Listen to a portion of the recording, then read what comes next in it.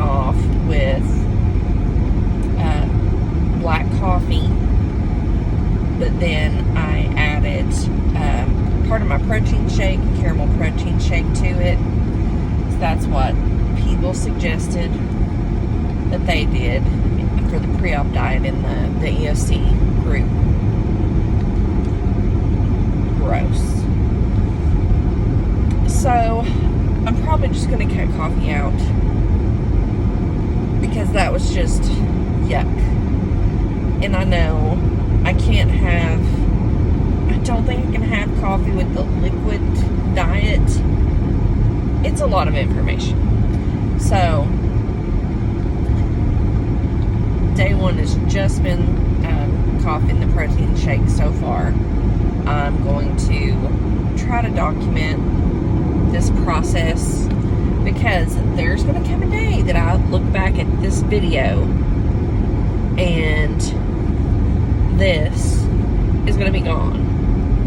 These they'll end up being gone, but then I'll get some new ones that are sitting up where they're supposed to be. So I guess maybe I should explain what I'm doing, why I'm doing this. So I'm a big girl, obviously, and pretty much my whole life, sometime in elementary school, I started gaining weight. I was always bigger than the other kids, even though I wasn't, looking back on it, I wasn't that big. But I wasn't as small as my friends. For one, I was taller too. Like, by the time I was in middle school, I was 5'10", which is where I stopped, but it happened quickly. I was always the biggest girl around. And I know in middle school, I was already in a size 16. And it's one of those things, like, looking back, I can see myself and think, gosh, I wish I was as fat now as I thought I was then. Like, I felt huge, but I wasn't. So the smallest size I have been as an adult is a size 14. And I have not been under 200 pounds as an adult. I don't remember being under 200 pounds since, like, I don't know, elementary school maybe. I'm not sure. So I've always been bigger. I've tried the grapefruit diet, the Atkins diet, counting calories. I can never stick with anything, or it all comes back and then some. So I've learned the past couple of years that one of my problems is I have ADHD, and I was not diagnosed until I was almost 40 years old. So I've learned that I am, like, dopamine seeking with food. So I try to not binge. We've taken steps, me and the hubby, to cut this binging out by only buying, like, 100-calorie packs, or, like, before it's like, oh, let's get some Oreos. Will you get a whole sleeve of Oreos? I get a whole sleeve of Oreos. No, now we've got the little pack that just has 2 Oreos in it. So, I mean, we've made changes, and I still have not lost anything. A big part of my problem has been that I've been really sedentary. It is July 2023. In October, towards the end of October of 2022, last year, I started having a lot of mobility issues. Like, it hit me out of nowhere.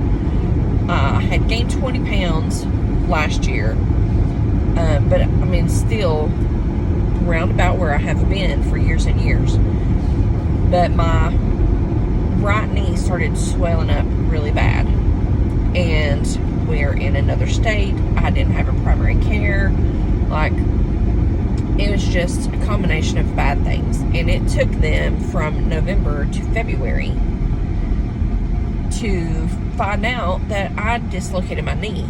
And I wholeheartedly believe that one of the reasons it took so long is because I am fat. And it's like, well, if you lose weight, this will improve your knee problems. And it's like, no, like this is come out of the blue, out of nowhere. My knee is so swollen I can't bend my leg. Like, I spent 12 hours in the emergency room. They checked for a blood clot, didn't have one. They said follow up with a primary care. They did nothing. I've been to ortho. The ortho even said, you need a total knee replacement. They did an MRI in February, only did an x-ray in November. So that's when they found out, it's dislocated. They gave me a steroid shot. It helped with some of the swelling. But even the ortho said, you are too fat. He was much more polite than that, but basically, you're too fat for a knee replacement, but you're going to need one. So you have to lose the weight. And there have been days that I have struggled to walk around the house. Like, I spend these past several months, I have just been sitting on the couch. Like, I can't go for a walk. I can't go upstairs where, like, I have all of my hobby stuff, like craft stuff that I do. It's all upstairs. I haven't been doing it. Like, just not living.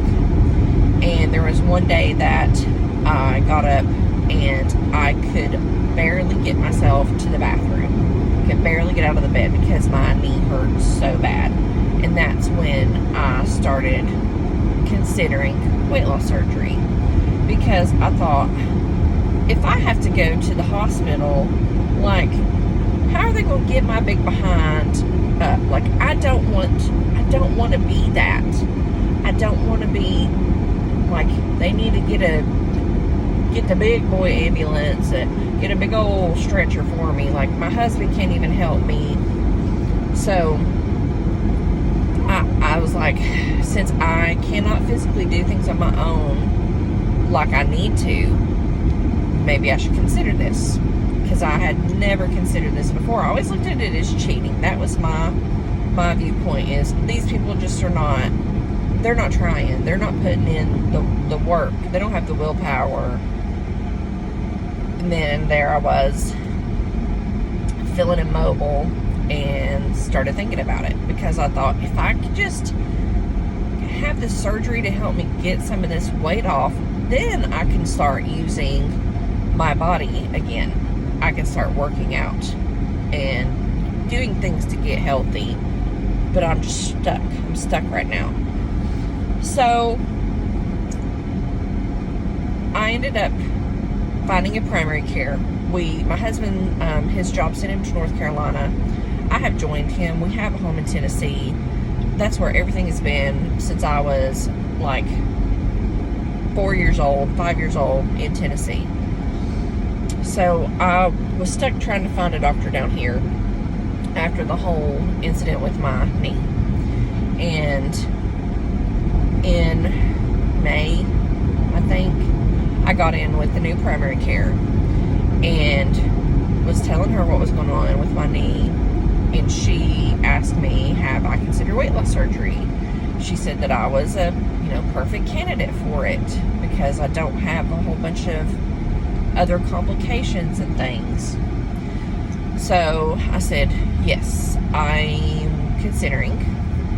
So she got me set up with consultation with surgeons down here in North Carolina. So we went to the consultation, and it was great. I decided on the type of surgery I wanted, who I wanted my surgeon to be, gave him my insurance information, was like, I'm going to do this. And the next day, got a phone call telling me, I'm sorry, but your insurance will not pay for any of this. So I felt pretty defeated. I know that they said out of pocket is like $35,000 or something like that for the surgery out of pocket.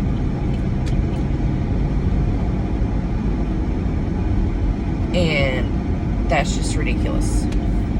Like, the hubby and I started talking about it, like, we're going to have to just start saving up. And maybe sometime next year, you can do the surgery. So, I talked to one of my friends who I knew in February she had weight loss surgery. And she's a government employee, and I made the assumption that she just went through her federal insurance benefits, because, you know, those are good benefits, used her insurance and had the surgery. And was telling her how, you know, I was feeling pretty defeated about it. And that's when she let me know she did not use her insurance.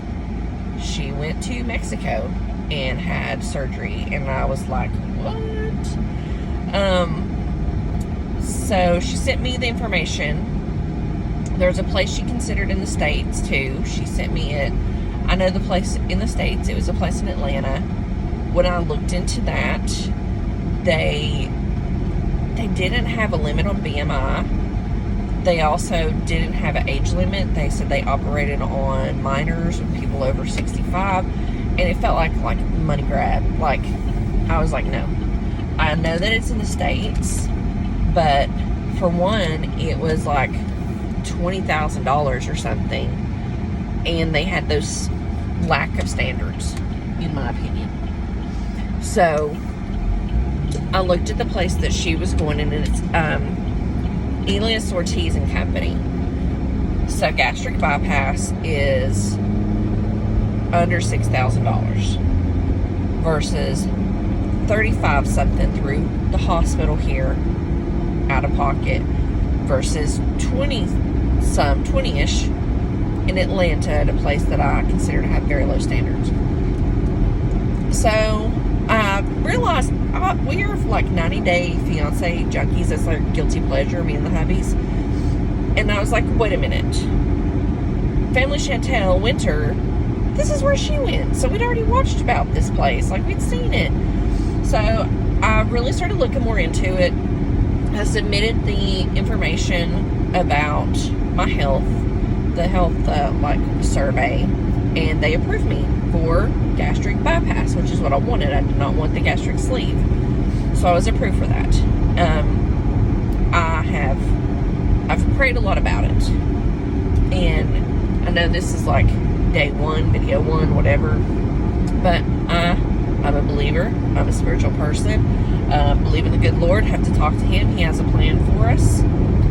And I put it there. I was like, Lord, if this is what you want me to do, because this feels crazy to me, but if this is what plan you have for me, then let everything happen. Let it line up. So I will go into all of the details about like finances and things like that. But from the time that I reached out to them, let's just say it took a matter of days for things to fall into place, for us to be able to have the $6,000 to do this, $6,000 plus, because you got to do your flight and everything. And like, this is not money we had sitting in our savings account. We did not take out a loan. We did not use a credit card. Things have just worked themselves out. And I had the thought of, I want this surgery on my birthday, because what better day to start a new life than the day you started your life? Like, that's how I feel like that's special. So I was approved for the surgery like July 1st or June 30th, something like that, for July 28th, my birthday. I'll be 42. And everything is just worked out and lined up. I've told some of my family. They think that I'm crazy, or they wish that I would go a different route. I'm the fattest person in my family. Is my family full of skinny people? No. But are they as big as me? Are they like super obese? No. So, and nobody understands the struggle that I have been feeling. Like, I'm 41 years old, and now I'm having trouble walking around. I'm not out here in no scooter or nothing like that. I'm not one of those people at Walmart. I'm headed there right now to do a pickup order. But they don't know the struggle that I'm having to just function, to live daily. So I feel like, yes, this is an extreme choice, but my weight is also extreme. I'm willing to trade one extreme for another, because the current extreme equals death.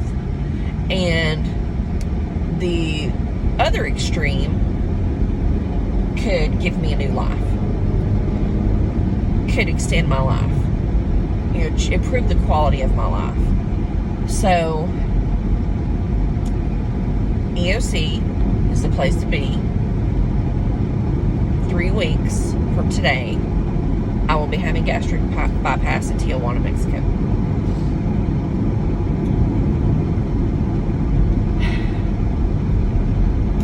So just follow along. If you want to keep up with my journey here, this is crazy, but I'm sharing it because I've watched so many videos and there's still not enough. Nobody's sharing enough information. So I'm going to try to share everything I can. And again, like, this is my first one, so I'm going to look back on this video and cringe. I'm going to improve my quality, hopefully, as time passes, but it is what it is. Right now, it's just me talking in the car. So, just subscribe, stick with me, see how this goes.